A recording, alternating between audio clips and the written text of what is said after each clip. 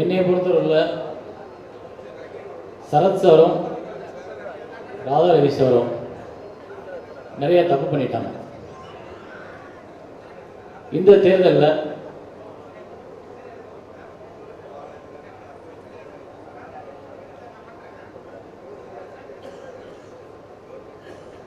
தேர்தலில் என்னோட ஆசை விஷால் அணி ஜெயிக்கணும். விஷால் அணி அந்த பாண்டவர் அணி ஜெயிக்கணும். ஜெயிச்சு 3 வாரம் கூட தாக்கு பிடிக்க முடியாம துண்டக்கான துணியக்கான திரும்பி ஓடணும். இந்த வேலை நமக்கு சரிப்பட்ட தம்பி, இந்த தலைவர் வேலை சாதாரண விஷயம் இல்லை, செயலாளர் வேலை சாதாரண விஷயம் இல்லை, அதுக்காக தன் வாழ்க்கையை தொலைக்கணும்னு சொல்லி உணர்ந்து இனிமே இந்த பக்கம் இந்த போட்டின்ற விஷயத்தில் வரவே மாட்டேன்னு சொல்லி அவங்க ஓட வைக்கணும். அதுதான் என்னோட ஆசை. ஆனால் நீங்களாம் அதை நிறைவேற்ற மாட்டீங்க கூட தெரியுது. இவங்களை ஜெயிச்சு விட்டுருவீங்க, இவங்களும் ஜெயிச்சு மறுபடியும் ஏதாவது நல்லது செஞ்சுட்டே இருப்பாங்க. திருப்பி இன்னும் ஒரு 4 வருஷம் கழிச்சு ஒரு புது பசங்க வருவானுங்க, நாங்கள் போட்டின்னு கிளம்புவானுங்க. ஒரு பாடம் கற்றுக் கொடுக்கணும். எப்பவுமே பெரியவங்களை மதிக்க தெரியாதவங்க, அடுத்தவங்களோட உழைப்பை உணர தெரியாதவங்க, சங்கத்தோட நடவடிக்கைகளை பற்றி கவலைப்படாதவர்கள், இவங்களுக்கெல்லாம் ஒரு பாடம் கற்றுக் கொடுக்கணும். இப்போ சிவா சார் ரொம்ப அழகாக பேசினார், தானு சார் ரொம்ப பிரமாதமாக பேசினார். உண்மை என்னன்னா, இவங்க நினச்சிக்கிட்டாங்க நடிகர் சங்கத்தில் போய் தலைவர் பதவியிலையும் செயலாளர் பதவியில் உட்காந்துறோம்னா இந்த 7, 8, 10 நடிகர்களோட பிரச்சனையும் இந்த 10 தயாரிப்பாளோட பிரச்சனையும் மட்டும் பெறும்போது பட ரிலீஸ் இப்போ மட்டும் போய் உட்காந்து பேசணும், அதான் நடிகர் சங்கத்தோட பிரச்சனையை நினச்சிக்கிட்டாங்க. ஆனால் அதை தாண்டி 2999 குடும்பத்தோட வாழ்க்கை அதுக்குள்ள இருக்குன்னு அவங்களுக்கு தெரியாது. அந்த மதுரைக்கார நாடக நடிகர் நம்ம கேட்டாங்க பாருங்க, சுண்ணாம்புக்கார தவிரிலேருந்து நாடக நடிகர் சங்கம் இருக்கு, அது என்னைக்காவது நீங்கள் மிதிச்சிருப்பீங்களான்னு. அதான் உண்மை. ஏன் இந்த சரத்குமார் சார் மேலேயும் இந்த ராதாவி சார் மேலேயும் எனக்கு இங்கே வந்து பேசணும், இதை பண்ணணும், இது அவங்களோட பின்னாடி நிற்கணும்னு தோணுச்சு அப்படின்னா, அவங்க இது வரைக்கும் ராதாரவி சார் கிட்டத்தட்ட 30 வருஷம் இந்த சங்கத்துக்காக உழைச்சிருக்காரு. 30 வருடங்கள் தொடர்ந்து ஒரு ஆள் கிட்டத்தட்ட நிற்க, அவரோட சர்வீஸுக்கு முன்னாடி ஒரு ஆள் கிட்டத்தில் நிற்க முடியாது, அவ்வளோ உழைச்சிருக்காரு.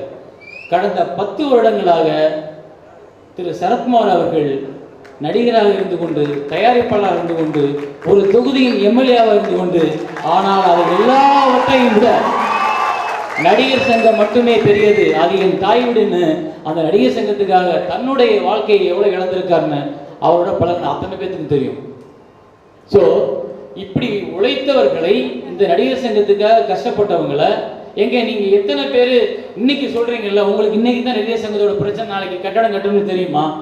ஏன் முதல்ல 10 வருஷமா நடிகர் சங்கத்துக்கு கடன் அடைக்கணும்னு சொன்னார்ல, அப்பெல்லாம் நீங்க படம் நடிக்கலையா? அந்த படத்தை நடிச்சதை பணத்தை கொண்டு வந்து நடிகர் சங்கத்தை கட்டியிருக்கலாமே. எத்தனை படம் நடிச்சீங்க? அந்த அப்போலாம் நீங்க பணத்தை கொடுக்க மாட்டீங்களா? இப்ப தேர்தல் வரும்னு சொன்ன மட்டும் நாங்க எங்க பணத்தை போட்டு நடிகர் சங்கத்தை கட்டுவோம்னு சொன்னா உங்களுக்கே படம் கிடையாது,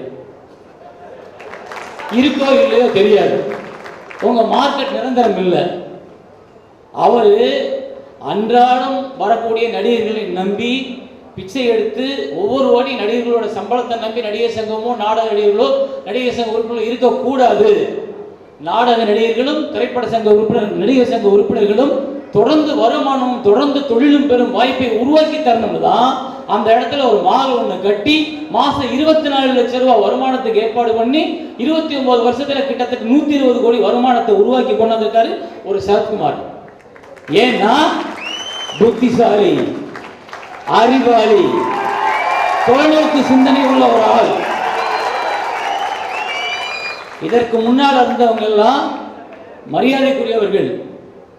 என்னுடைய தலைவர் புரட்சி தலைவர் எம்ஜிஆர் ஆகட்டும், இல்லை நடிகர் தலைவர் சிவாஜி கணேசன் ஆகட்டும், இந்த நடிகர் சங்கத்துக்காக எத்தனையோ பாடுபட்டிருக்கிறார்கள். ஆனால் அவங்க அன்னைக்கு இருந்த நெருக்கடி, அவங்களோட தொடர் படப்பிடிப்பு, அந்த இடத்தை தக்க வச்சுக்கிறது உள்ள முனைப்பு, அதுல நடிகர் சங்கத்தோட தேவைகளும் அன்னைக்கு குறைவா இருந்துச்சு. அதனால அவங்க இந்த திட்டத்தை தீட்ட முடியல. அதற்கு அடுத்து வந்த தலைவர், இன்னும் சொல்ல போனா விஜயகாந்த் சார் பேசுறதை கவனிச்சிருப்பீங்க. 5 கோடி ரூபாய் கடன் இருந்த இடத்துல நடிகர் சங்க விழா நடத்தி அதன் மூலமா 1.5 கோடி ரூபாய் வசூல் பண்ணியிருக்கோம். ஆனா மிச்சம் 3.5 கோடி ரூபாய் ஷார்டேஜா இருக்கு. அப்படின்றப்போ அந்த எந்த பேங்க் அது Ramki sir? State Bank of India. அந்த ஸ்டேட் பேங்க் ஆஃப் இந்தியாவில் போய் 5 கோடி ரூபா இருக்கு, 1.5 கோடி தான் இருக்கு, மிச்சம் 3.5 கோடியை நாங்கள் இன்னும் ஒரு 3 நிகழ்ச்சி தண்ணி தரோம், கொஞ்சம் பொறுத்துக்குங்க அப்படின்னு சொல்லி கேட்கணும்னு சொன்னப்போ வேண்டாம் தேவையில்லை நான் பார்த்துட்டு வரேன்னு சொல்லி சரத்குமார் என்ற ஒரு தனி மனிதன் நேரடியாக அந்த மேனேஜரை போய் பார்த்து கிட்டத்தட்ட 3.5 கோடி ரூபாய் தள்ளுபடி பண்ணாரு. நீங்க எல்லாரும் சேர்ந்து சம்பாதிச்சது 1.5 கோடி, ஆனா அவர் தள்ளுபடி பண்ணது 3.5 கோடி. இது போல உங்களால உட்கார்ந்து பேச முடியுமா? மாற்றம் வேணும், மாற்றம் வேணும், மாற்றம் வேணும். மாற்றத்தை ஆரம்பிச்சு 10 வருஷம் ஆச்சுப்பா, நீ லேட்டா வந்து கட்டிட்டு இருக்க மாற்றம் வேணும் மாற்றம் வேணும்னு. அப்புறம் எது மாற்றம்? நடிகர் சங்கம் இருந்த இடத்துல அந்த விலை மதிப்பை உணர்ந்து ரஜினி சார் கூட சொல்லியிருக்காரு அந்த கருத்தை. இதோட பின் வாழ்க்கை தொலைநோக்கு சிந்தனையோட எப்படி இருக்கும்னு யோசிச்சு 10 வருஷம் கழிச்சு 15 வருஷம் கழிச்சு நம்ம நாடகங்கள் அத்தனை பேரும் தென்னிந்திய திரைப்பட நடிகர் சங்க உறுப்பினர்கள் அத்தனை பேரும் நல்லா இருக்கும்னு நினைச்சு செய்யறது மாற்றமா? இல்ல அந்த இடத்த அடிச்சு விட்டு இங்க கல்யாண மண்டபமே கட்டணும், அங்கே கலாமாசு டான்ஸ் கிளாஸே இருக்குன்னு சொல்றது மாற்றமா? தெரியல எனக்கு. நீங்க இந்த வர்ற வழியில அவங்க பார்த்திருப்பாங்க, அவர் அன்புமணி ராமதாஸ் ஒரு போஸ்ட் ஒட்டிப்பார், மாற்றம் ஏமாற்றம்னு. அதை பார்த்த உடனே இவங்க மாற்றம்ட்டாங்க, அந்த ஏமாற்றத்தை சொல்ல விட்டாங்க, 4 கழிச்சு கிடைக்க போகுது. ஸோ உங்களோட வாழ்க்கையை நீங்க இப்போ வெறும் இந்த கிளாமரை நம்பி. அப்புறம் ஒருத்தர் இருக்காரு, எனக்கு ரொம்ப கோபம், ஒருத்தர் கண்ணாடி போட்டுவிட்டு மீசை வச்சுட்டு ஒருத்தர் இந்த வீடியோவில் அவங்க வீடியோவில் பேசியிருக்காரு. நாங்கள் நாங்களாக பார்த்து ராதாரவியை வெளியேற நிலைமையை உருவாக்கிட்டீங்க, அது ரொம்ப இதாக இருக்குது, நாங்களாக தள்ளிடுவோம் மொத்தமாக என்ன மாவனே நீ யார்? நீ யாரு? உனக்கான பாரம்பரியம் என்ன? ஒரு நடிகைகள் எம்ஆர் ராதாவுடைய பாரம்பரியம், அந்த குடும்பத்தில் ஓடுற ஒவ்வொரு ரத்தமும் நடிப்பு நடிப்பு நடிப்புன்னு சொல்லிட்டு செத்த வாழ்ந்த குடும்பம். நீங்க பணம் இருக்குன்றதுக்காக ஒரு படத்துல நடிச்சு விட்டு நீங்க ராதாவை வரட்டீங்களா? யாரு? ரித்தீஷ் முடிக்காதீங்க. அவர் சொல்றாரு ராதாரவி விரட்ட வரான் வெளியில. நான் கேட்க, நீங்க சிவாஜி பேரனா, தியாகராஜ சொந்தக்காரனா, பி.வி. சின்னப்போட கொழுப்பேரனா, இல்ல புரட்சித்தலைவர் எம்ஜிஆர் வீட்டில் சொத்து பொண்ணு எடுத்துருக்கீங்களா? உங்களுக்கு என்ன உரிமை இருக்கு? நீங்க முதல்ல எப்படி இந்த நடிகர் சங்கத்துக்குள்ள வர்றீங்க? சார் இனிமே 10 படம் நடிச்சாதான் நடிகர் சங்க உறுப்பினர். அந்த 10 படம் நடிக்கணும். 10 படம் வந்துட்டு போக கூடாது, 10 படம் நடிக்கணும். மாவனே அதுல பாதி பேர் காணாம போயிடும். தம்பி விஷால் தம்பி, கார்த்திக் தம்பி, நீங்கெல்லாம் நல்ல பசங்க, சின்ன பசங்க, துடிப்போடு இருக்கீங்க. முதல்ல நீங்க நடிக்க கத்துக்குங்க, அப்புறம் அந்த தலைவன்ற இடத்தை பிடிக்க கத்துக்கலாம். நான் கேட்குறேன், நீ அன்னைக்கு என்கிட்ட பொண்ணு ஃபோன் பண்ணி கொடுக்குறாரு, தம்பி கார்த்திக் பேசுவான்னு சொன்னால், கார்த்திக் சார் சார் இல்லை சார் இந்த மாதிரி இப்போ நடிகர் சங்கத்தை சார் போட்டு நாங்கள்லாம் நிற்கிறேன் சார், ஆதரவு வேணும் சார். என்ன பிரச்சனை கார்த்திக் உங்களுக்கு? இல்லை சார் இங்கே நிறைய ஊழல் நடந்துருச்சு. என்ன ஊழல் நடந்துச்சு? இல்லை சரத்குமார் சார் ராதாகிருஷ்ணன் நிறைய ஊழல் பண்ணிட்டாங்க. அதான்ப்பா, என்ன ஊழல் நடந்துச்சு, எப்படி நடந்துச்சு சொல்லு, நானும் தெரிஞ்சுக்கிறேன். கண்டிப்பாக அது நியாயமாக இருந்தால் நான் உன் பக்கம் நிற்பேன். எனக்கு ஒன்றும் சரத்குமார் சொந்தக்காரர் கிடையாது, இல்லை நான் அவரை வச்சு படமும் பண்ணலை. எனக்கு தான் அவர் நிறைய உதவி செஞ்சுருக்காரு. அதில் என்னப்பா சொல்லுன்னா, இல்லை சார் நிறையா பண்ணிட்டாங்க சார், ஆக்சுவலி இது பெரிய கதை சார், ஒரு பேக் ஸ்டோரி பின்னாடி ஒரு என்ன தப்பு நடந்துச்சுன்னே உங்களால் தெளிவாக சொல்ல முடியலை. ஏதோ இப்போ அவங்க என்னன்னா புலிவாலை கூட பிடிக்கல சார், அவங்க பூனை வாழை பிடிச்சிக்கிட்டே பயந்து நிற்கிறாங்க. நான் என்ன கேட்குறேன், நீங்க நடிக்கிற படத்தோட கதையவே உங்களால் சரியா செலக்ட் பண்ண முடியல, அதுலேயே 4 படம் ஃபிளாப் ஆகி போகுது. நீங்க எப்படி நடிகர் சங்கத்தோட பிரச்சனைகளை பூரா தலைமையில தூக்கி வச்சுட்டு உட்கார்ந்து ராத்திரி போல பார்த்து இந்த பஞ்சாயத்தெல்லாம் தீர்க்க போறீங்க? உங்களுக்கு பஞ்சாயத்தை தீர்க்கும்போது ஒரு நடிகர் முன்னாடி ஒரு நடிகை முன்னாடி வருவாங்க, நடிகை முன்னாடி வருவாங்க. எங்கே பஞ்சாயத்தை தீர்க்கிறது நீங்க? ஸோ அக்கறை உள்ளவர்களை தாண்டி அனுபவம் உள்ளவர்கள் நமக்கு வேணும். நான் என்ன சொல்றேன், அதுக்காக விஷால் கார்த்திகெல்லாம் வரக்கூடாதுன்னு சொல்ல. நீங்க வாங்க, இந்த அணி ஜெயிச்ச உடனே உங்களை நாங்கள் கூப்பிடுறோம், நீங்களும் கூட கமிட்டியில் உட்காருங்க. 5 வருஷம் சரத்குமார் கூடவே அலைங்க. எப்படி செலக்ட் பண்றாரு, எப்படி பஞ்சாயத்து பண்றாரு, எப்படி தீர்க்கிறாரு, எந்த பிரச்சனை எப்படி பேசணும், தானு சார்கிட்ட எப்படி பேசணும், சிவா சார்கிட்ட எப்படி பேசணும், தயாரிப்பாளர் சங்கத்திட்ட எப்படி பேசணும், ஒரு தொழிலாளி கிட்ட எப்படி பேசணும், ஒரு நாடக நடிகர்கிட்ட எப்படி பேசணும்னு கத்துக்குங்க. அதுக்கப்புறம் உங்களுக்கு தலைவர் பத்தி நீ கேட்கவே வேணாம், நானே கொடுக்குறேன், நாங்களே கொடுக்குறோம், எல்லாரும் கொடுப்போம். ஏன் கொடுக்க கூடாதுன்னு ஒண்ணுமே கிடையாது, கொடுக்கலாம். ஆனா அதற்கான தகுதியை அவர்கள் வளர்த்து கொண்டு வர வேண்டும். தகுதியே வளர்க்காம திடீர்னு அவர் பேசுற விஷயம் அந்த இதுல அப்படியே பொங்குறாரு, அது அத்தனையும் போய் நடிப்பு. அவர்கிட்ட நிறைய நடிப்பு இருக்குங்க. திரும்பவும் சொல்றேன், தமிழ்நாடு மீண்டும் மீண்டும் மீண்டும் இந்த நடிப்பை நம்பி நம்பி ஏமாறும் கட்டாயத்தில் இல்லை. வந்தீங்களா, நடிச்சீங்களா, சம்பாதிச்சீங்களா, போய்கிட்டே இல்லை. ஏதாவது ஒரு போர்வையை போத்திக்கிட்டு திரும்ப தமிழை இழிச்சவாய் நினைச்சீங்கன்னா நல்லா இருக்காது.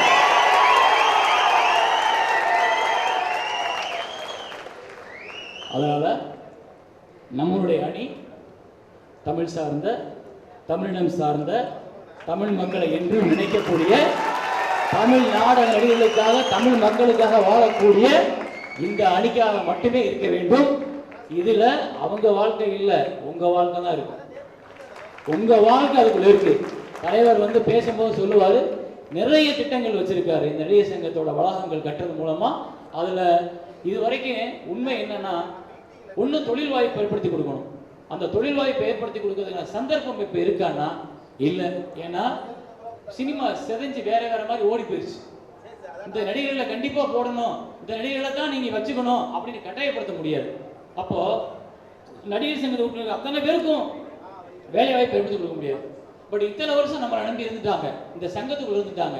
இந்த சங்கத்தின் மூலமாக அவர்களுக்கு ஏதாவது ஒரு வருமானம் இல்லை ஏதாவது ஒரு வாழ்க்கை, அதைத்தான் இப்ப ஏற்படுத்தி கொடுக்க முடியும். அதுக்கு தான் தலைவர் சரத்குமார் அவர்கள் நிறைய திட்டங்களை தீட்டியிருக்கிறார். அதனுடைய ஒரு எக்ஸாம்பிள் தான் அந்த மகால். அந்த மகால் மூலமா நீங்க அடைய போற பயன் நிறைய, அதை அவர் உங்களுக்கு எடுத்து சொல்வார். நான் கூட அவர்கிட்ட ஒரு சின்ன விஷயம் சொல்லியிருக்கேன், நான் அதை எடுத்து தரேன்னு சொல்லியிருக்கேன். 3000 உறுப்பினர்களையும் எனக்கு ஒரு 10 நாள் அப்படியே 10 பேர் 20 பேரா கொடுங்க, நான் எல்லாரையும் ஷூட் பண்றேன்.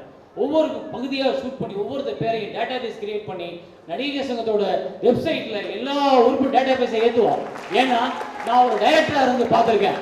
எனக்கு என்னன்னா, எனக்கு தேவையான முகம் கிடைக்காம நான் அலையும் பொழுது நம்ம ஏஜென்ட் பிரகாஷை கூப்பிடு, துரையை கூப்பிடு, அவரை கூப்பிட்டு 10 பேர் வேணும் கூட்டியா, 20 பேர் கூட்டியா. அவங்க என்ன பண்றாங்க, அன்னைக்கு யாரு ஃப்ரீயா இருக்காங்களோ, தேனாம்பேட்டையில் சும்மா நிற்கிறாங்களோ அவங்கள போய் கூட்டு வந்துடுறாங்க.